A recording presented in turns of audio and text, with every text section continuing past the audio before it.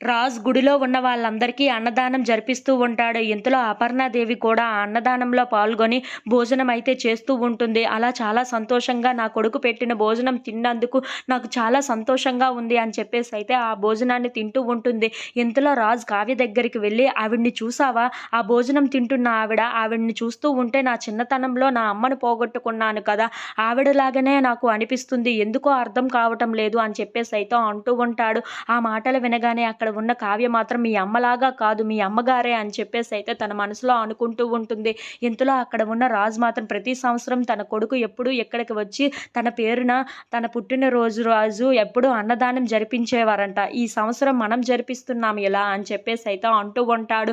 ఆ మాటలు వినగానే అక్కడ ఉన్న కావ్య అయితే రాజు మాటలను అలా వింటూ ఉండిపోతుంది. ఇంతలో అక్కడ ఉన్న రాజు మాత్రం ఆవిడతో ఎలాగైనా సరే ఈరోజు బర్త్‌డే కదా! కేక్ కట్ చేయిద్దామా అని చెప్పేసి అయితే అడుగుతూ ఉంటాడు. ఆ మాటలు వినగానే అక్కడ ఉన్న కావ్య అయితే చాలా సంతోషిస్తూ ఉంటుంది. అవును, నాకు ఎందుకో ఆవిడతో కేక్ కట్ చేయించాలి అనిపిస్తుంది. ఒక్క క్షణమైనా ఆవిడని సంతోషంగా చూడాలి అనిపిస్తుంది అని చెప్పేసి అయితే అంటూ ఉంటాడు. ఆ మాటలు వినగానే అక్కడకున్న కావ్య అయితే చాలా సంతోషిస్తూ ఉంటుంది. సరే, మీకు నచ్చిన విధంగానే చేద్దాం ఆవిడని పిలిపించి అని చెప్పేసి అయితే అంటూ ఉంటుంది.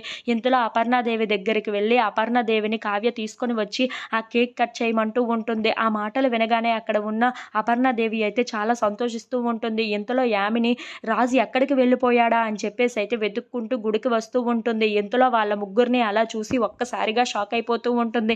ఇంతలో అక్కడ ఉన్న రాజుకైతే కేక్ కట్ చేసి ముందుగా రాజుకైతే పెడుతూ ఉంటుంది. అది చూడగానే అక్కడ ఉన్న రాజు అయితే చాలా సంతోషిస్తూ ఉంటాడు. ఇంతలో అక్కడ ఉన్న అపర్ణాదేవి మాత్రం నా కొడుకు బ్రతికే ఉన్నాడు, నా కొడుకు ఈ పుట్టినరోజున నాకు ఇంత సంతోషంగా చూపిస్తాడు అని అస్సలు ఊహించలేదు అని చెప్పేసి అయితే అనుకుంటూ ఆ కేక్‌నైతే రాజుకు పెడుతూ ఉంటుంది. If you like this video, please like, share and subscribe friends.